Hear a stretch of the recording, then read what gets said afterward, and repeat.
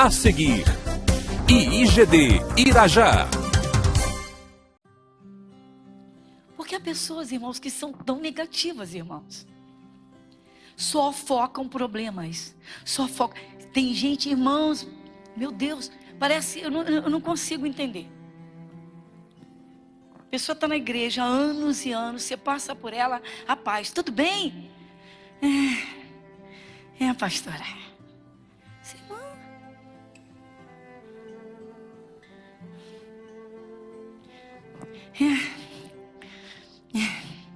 Quando muito vou indo. Vai indo para onde?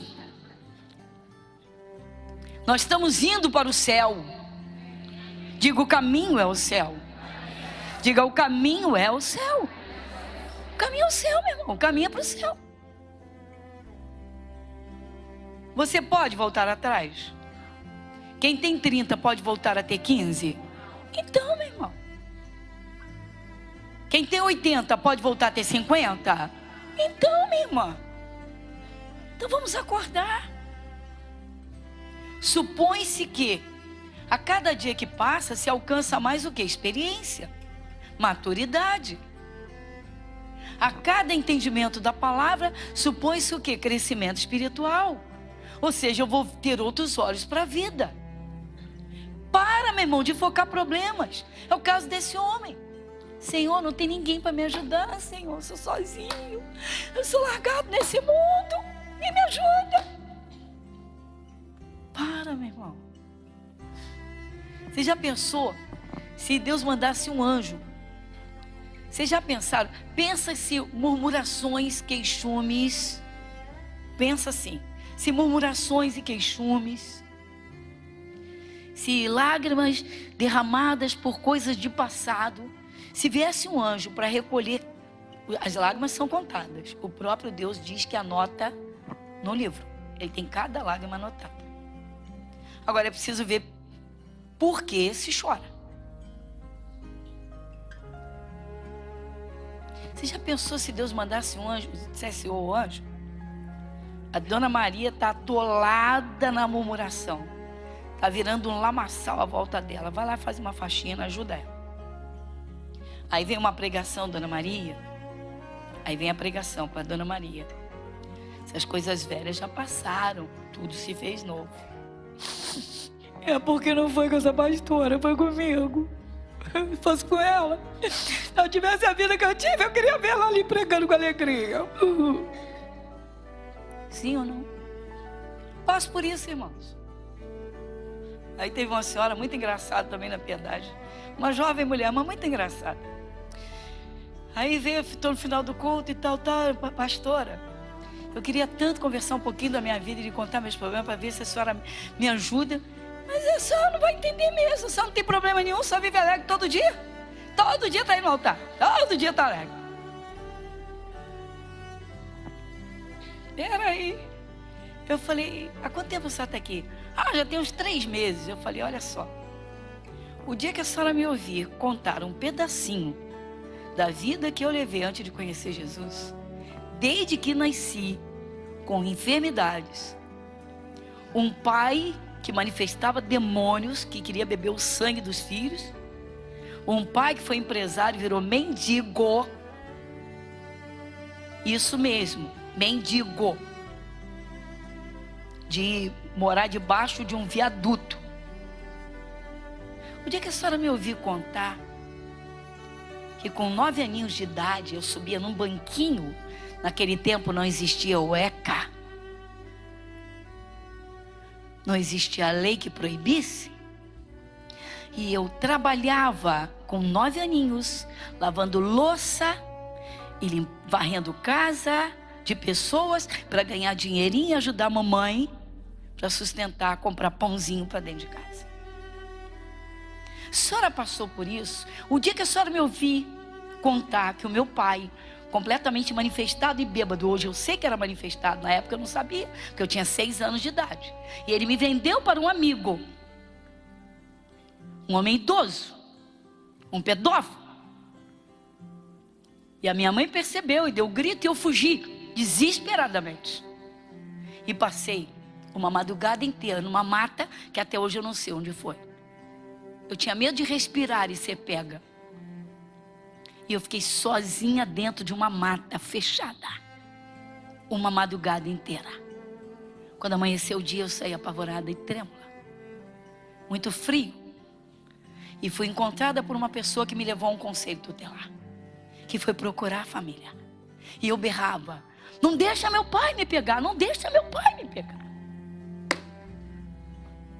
Pensei que a senhora nunca teve problemas. Falei, quem nunca teve problemas, não viveu nesse mundo. Uns mais, outros menos. Mas o diabo existe. Fala pro teu irmão, o diabo existe. Acorda, meu irmão. Acorda, meu irmão. Satanás vai fazer de tudo para você viver pensando em passado. Se esse passado afeta o teu humor. Se o passado mexe com os teus ânimos. Essa é uma das cartas poderosas que ele tem. É uma arma que ele tem contra você. Para, meu irmão. Igreja desperta. Irmãos, nós fomos chamados para praticar a palavra de Deus. Nós fomos chamados para uma mudança total de vida. Nós fomos chamados para sermos lavados por dentro e por fora a gente se cuida muito bem. Nós fomos chamados por Deus para sermos verdadeiramente filhos de Deus, novas criaturas. Então esse homem está errando o alvo. Está diante dele o Deus em pessoa, o Deus da criação na forma de homem. Você quer ficar curado? Senhor, não tem ninguém para me ajudar. Para, meu irmão. Para, minha irmã. Para. Você sabe por que muitos casamentos são reconstruídos dentro das próprias igrejas? Dentro de igrejas. E muitas vezes, e algumas vezes, esses casamentos não se mantêm porque essas pessoas não sepultam o que passou e fica uma jogando na cara da outra o que foi feito, o que fez, e o que foi feito e o que fez. Não, porque você fez isso comigo, porque você fez aquilo comigo, porque você... Para. As coisas velhas... Tá fraco. As coisas velhas passaram, meu irmão. Você quer viver, você quer agradar a Deus? Você quer servir a Deus? Você ama a sua salvação? Então leva a palavra a sério, pratica. Não seja apenas ouvinte, faça como diz Tiago, sede praticantes da palavra e não apenas ouvintes. É difícil, não é tão fácil, mas o Espírito Santo ajuda. Para, pastor, então eu nunca posso lembrar do meu passado. Você não é desmemoriado, graças a Deus. Você só não vai alimentar uns pensamentos que te trazem tristeza. Você não vai alimentar o jogo sujo do diabo. Satanás existe. O que ele puder fazer para massacrar você, ele vai fazer. Ah, mas eu sou de Jesus. Tem gente que se acha intocável. Tá bom, meu irmão. Se você se conservar, o diabo não pode te tocar, mas essa parte é tua.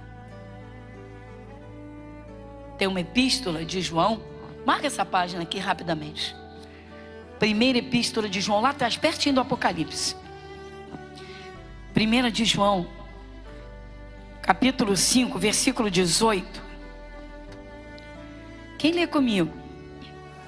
Sabemos que todo aquele que é nascido de Deus não peca, mas o que de Deus é gerado, conserva-se a si mesmo, e o maligno não lhe toca. Está vendo? Você está vendo? Sabemos que todo aquele que é de Deus, que é nascido de Deus, não peca. O que é pecado? Errar o alvo. Então não vamos errar o alvo. O que é pecado? É não praticar a palavra. Você sabe qual é o pecado da humanidade? É não receber Jesus. Porque continua errando. Continua nas trevas. Continua dando lugar para o diabo à vontade. Então pecado é errar o alvo. É não obedecer a palavra. Às vezes a pessoa está dentro da igreja, irmãos, e ela não obedece. Você prega sobre perdão, a pessoa não libera. Você prega para a pessoa sepultar o passado, ela não sepulta. Lembrar, todo mundo que tem memória lembra, graças a Deus. Mas alimentar é outra história.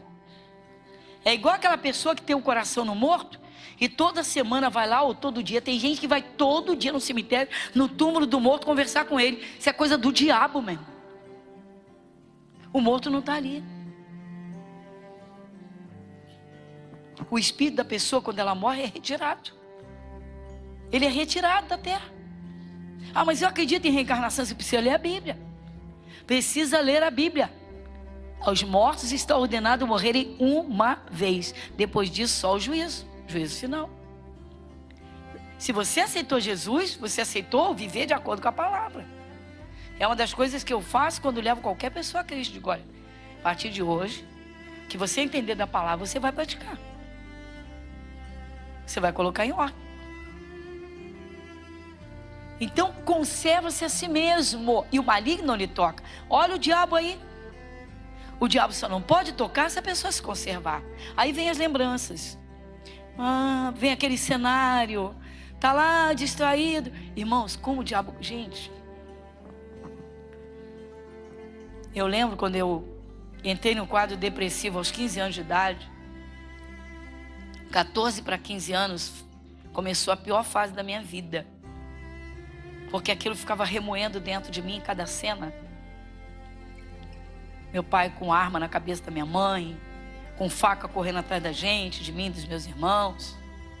Depois aquela cena, ele me vendendo para o amigo. Aquilo tudo ficava dentro de mim. E com 14 para 15 anos, aquilo explodiu. Eu tinha tanto ódio da vida que eu queria morrer. Então aquilo trabalhava muito dentro de mim. E os cenários eram tão vivos que era uma coisa impressionante. O tempo passa e normalmente o tempo vai apagando ou suavizando a coisa. E comigo não suavizava. Por quê? Porque o demônio atuava. Então o desejo de suicídio só crescia, crescia, crescia. E crescia muito. Crescia muito. Era terrível. E eu tinha vontade de me matar. Mas a minha avó me criou e ela falava de inferno. Não tinha Jesus. Era idólatra. Mas ela falava de eternidade. E eu tinha aquele receio. E aquilo me segurava. Mas o que me impressiona era literalmente um cenário vívido. Era um cenário assim aceso. Era tão forte que me dominava. Porque aqueles momentos parecia que eu vivia cada momento. Ou seja, os anos haviam passado, mas os momentos tinham ficado muito mais vívidos, mais acesos, mais presentes. E eu não entendia. Eu não conseguia esquecer aquilo. Ao mesmo tempo, já vinha uma angústia no coração de querer liberar perdão para o pai, mas eu não sabia nem onde ele vivia. Já tinha caído na mente de câncer, já tinha sumido. O café da manhã do meu pai, pessoal, era uma garrafa de cachaça. Mas antes da desgraça toda dele se meter na magia negra, como ele se meteu, o café da manhã dele é de alto luxo. E o diabo é sujo. Ele pega uma pessoa que tem posse, condições, ele começa com a bebida mais fina e depois ele termina na sarjeta. Porque o diabo leva a miséria. Então, eu me impressionava. Hoje, eu fico pensando, depois de conhecer Jesus, ficou tudo muito claro, transparente, tranquilo. Por quê? Satanás, ele guarda cenários para ativar a memória. E ao mesmo tempo para intensificar a dor da alma. Então cabe a cada um expurgar isso. Liberar perdão. Sepultar o passado. Mesmo que lembrança venha, não vem a dor. E ela já não vem vívida. Ela já não vem acesa. É totalmente diferente. É uma vaga lembrança, como se não tivesse acontecido com você. É algo sobrenatural. E de fato não foi. Porque se alguém está em Cristo, nova criatura é. É impressionante. É algo assim impressionante. Eu não consigo pensar que aquele cenário todo foi comigo, porque não foi. Quando Jesus entra, irmãos, ele realmente, como diz a palavra, nós somos recriados em Cristo. Recriados.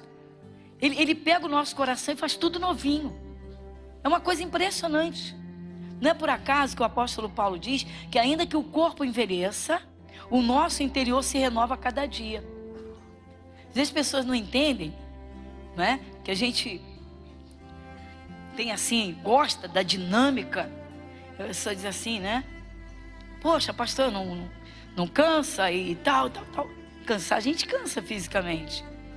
Mas o nosso espírito foi recriado, ele se renova. Então, quando Jesus está dentro, você tem alegria. Quando Jesus está dentro, você tem prazer na vida, mesmo que haja problemas. Se você está pensando que aqui na terra você não vai ter problemas porque você aceitou Jesus, você está tremendamente equivocado. Agora, você vai ter Jesus para te ajudar a resolver os problemas, ou para Ele mesmo resolver os problemas, se você aprender a confiar nele. Diga, confia em Jesus. Diga, confia em Jesus. Mas vamos voltar lá, que nós largamos aquele paralítico lá, conversando com Jesus, lamentando. Volta lá em João capítulo 5, que nós paramos exatamente naquele versículo que é o de número 7, né? Senhor, não tem homem algum que quando a água é agitada me coloque no tanque, mas enquanto eu vou, desce outro antes de mim. Olha só, você não precisa barganhar, negociar com ninguém, ou suplicar ajuda de alguém. Você precisa ter uma comunhão perfeita com Deus, uma comunhão íntima com Deus. Ele resolve a tua vida. Ele é quem vai cuidar da tua vida. Ele é quem vai te direcionar. Pastor, mas eu vivo no meio de inimigos.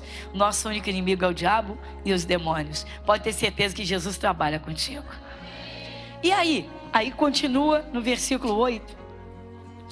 E Jesus disse, levanta-te, toma a tua cama e anda.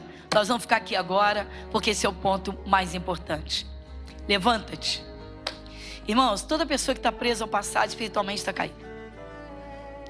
Toda pessoa que alimenta angústias desde o tempo que não tinha Jesus está espiritualmente caída.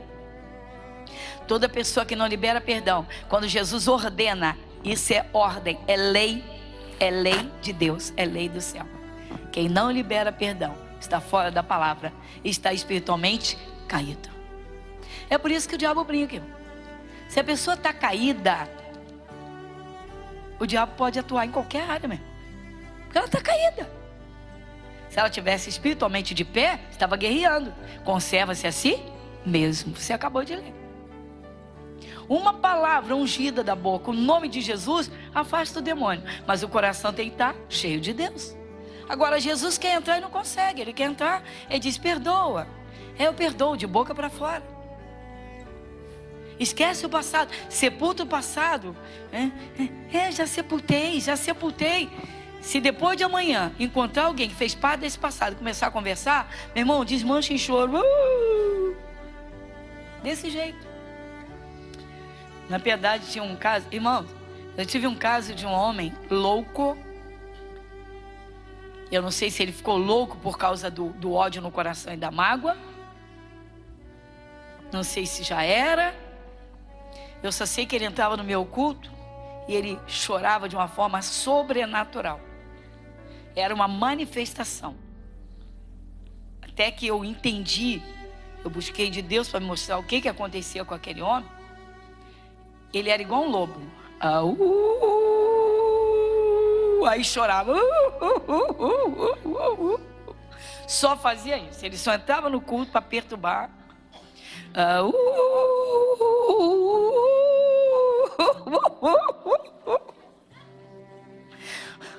O pessoal não sabia se ria ou se chorava dele. Era difícil concentrar. E aí eu comecei a orar. E um dia eu terminei o culto, falei com os obreiros, falei, segura esse moço aí. Aí fui conversar com ele. Aí conversar com uma pessoa louca é complicado, né? Mas amarrei o demônio em nome de Jesus. Demônio, você não vai agir, não vai atuar, te proíbo. E aí o homem teve alguns momentos de lucidez. E eu falei, amigo, por que você chora tanto? Ele disse, eu queria matar meu irmão. Ele me jogou num sanatório para ficar com o dinheiro dos nossos pais. Disse que eu era incapaz. E aí manifestou. Aí o demônio disse, eu estou no coração dele. Eu estou na vida dele toda. Fui expulsar o demônio e ele disse, não adianta. Você vai fazer tudo que você puder. Ele não vai liberar o perdão. Porque ele não quer, ele odeia. Demônio, fica quieto que eu quero conversar com esse homem. Aí ele volta. Meu Deus, tem misericórdia. Lidar com doido não é brincadeira. Jesus tem compaixão. Quero conversar com o moço. Moço, sabe por que você tem tanto ódio do seu irmão? Eu vou matá-lo. Libera o perdão para ele. Chega! Saiu correndo e foi embora.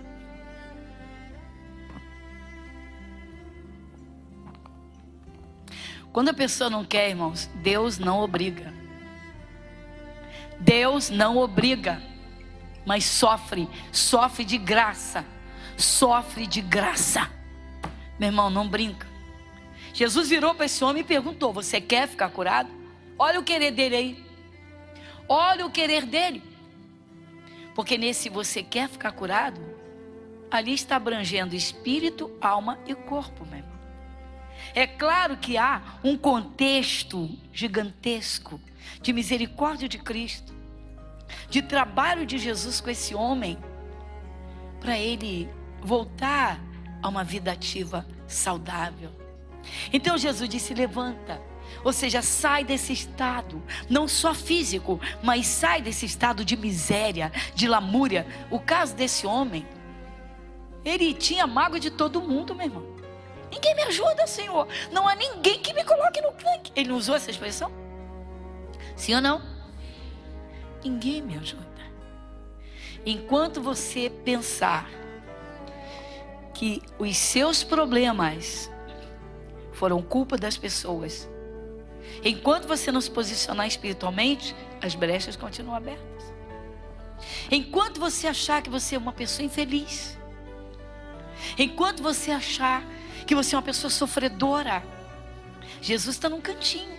Ele está ali no cantinho da tua sala. Ele está ali no cantinho da tua vida. Mas ele não consegue entrar. Irmãos, quando Jesus entra, tudo se faz novo.